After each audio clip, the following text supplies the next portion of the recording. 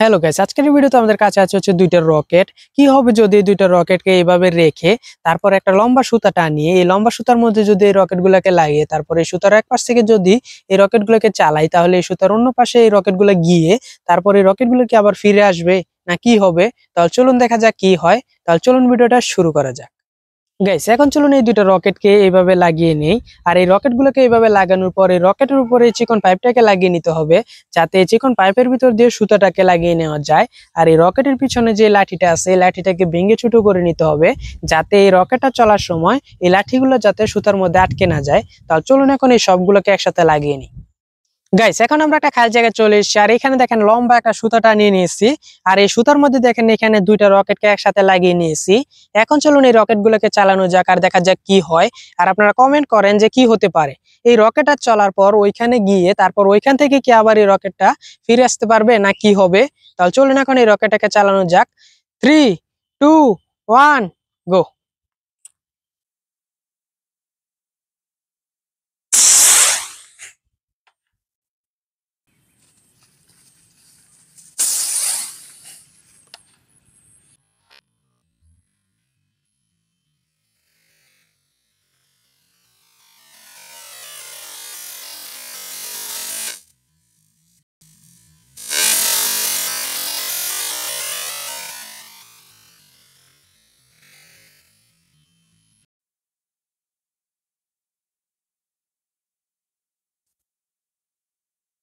Guys, এই রকেটটা চলার পরে এই রকেটটা অনেক বেশি স্পিড হওয়ার কারণে এই রকেটটা ওইখানে যে বাসটা আছে এই বাসের মধ্যে গিয়ে অনেক জোরে ধাক্কা খায়, তাই এই রকেটটা ওইখানে খুলে মাটিতে পড়ে যায়। তাই এই রকেটটা ওইখান থেকে আর এখানে রিপ্লে আসতে পারে নাই।